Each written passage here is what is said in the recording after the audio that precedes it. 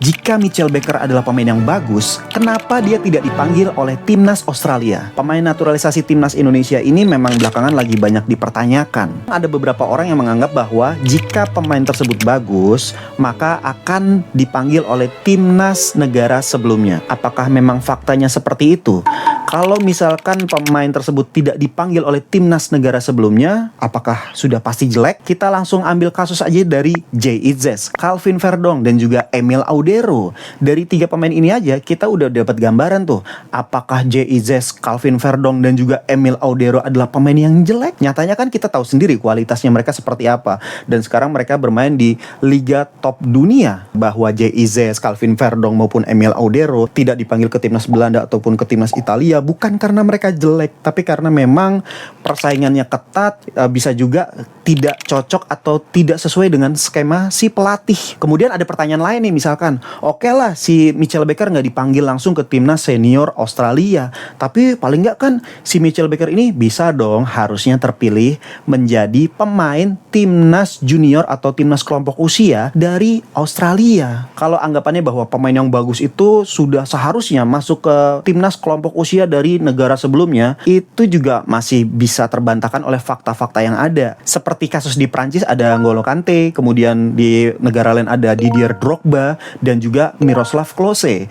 Mereka itu adalah pemain yang tidak pernah merasakan terpilih menjadi pemain timnas di kelompok usia atau enggak pemain timnas junior di negara mereka. Tapi akhirnya kita lihat Didier Drogba gimana jadi legend di negaranya. Miroslav Klose akhirnya menjadi top skor di Jerman untuk event Piala Dunia. Dari sini kan sudah terbantahkan juga bahwa pemain yang belum pernah atau nggak pernah masuk ke timnas junior sebuah negara itu akan dicap suatu hari nanti akan menjadi pemain yang jelek atau pemain yang biasa aja. Belum lagi ini juga ada unsur keputusan si pemain. Bagaimana kita lihat ada kasus lain, yaitu pada Matthew Baker.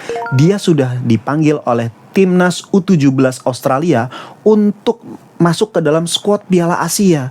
Tapi akhirnya Matthew Baker lebih memilih mana? Timnas Indonesia. Jadi ini memang ada unsur pilihan si pemain. Jadi bukan lantas orang yang memilih masuk ke timnas Indonesia, memilih warga negara Indonesia langsung dicap dia adalah pemain jelek. Matthew Baker adalah buktinya, contohnya. Dan keputusan Matthew Baker saat itu tepat 100%. Di Piala Asia U17 waktu itu kan menentukan siapa yang lolos ke Piala Dunia U17. Akhirnya Indonesia lolos ke Piala Dunia U17, Australia nggak lolos. Keputusan yang tepat dari Matthew Baker. Dan jangan lupa, Mitchell Baker ini adalah pilihan langsung dari Coach John Hartman. Jadi kalau misalkan lo dan gue sepakat bahwa John Hartman adalah pelatih yang bagus, maka sudah seharusnya kita juga percaya atas pilihan-pilihan John Hartman. Bagaimana John Hartman bisa memprediksi, bisa melihat potensi yang ada pada Mitchell Baker. Karena John Hartman sudah membuktikan di timnas Kanada. Dulu mulai dari Alphonso Davies, kemudian Jonathan David, kemudian Tajon Buchanan. Dari tiga pemain ini kan akhirnya betul.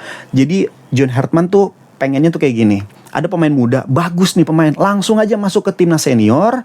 Nah, di timnas senior inilah dia ingin mengorbitkan pemain timnasnya agar dilirik oleh talent scouting dari klub-klub lain atau klub-klub yang bagus. Itulah kenapa Matthew Baker masih 17 tahun langsung masuk ke FIFA Matchday kemarin. Kemudian Mitchell Baker ini juga baru 19 tahun tapi sudah buru-buru direkrut. Kalau lo sepakat bahwa John Hartman adalah pelatih yang bagus, maka kita juga seharusnya percaya bahwa si John Hartman ini punya visi atau punya penglihatan terhadap Mitchell Baker bahwa ini suatu hari nanti akan jadi pemain yang bagus. Dan Mitchell Baker ini kan masih 19 tahun. Misalkan dia terpilih ke dalam skuad timnas Piala AFF 2026, kemudian mainnya masih biasa aja, masih bingung, gue gak kaget kenapa.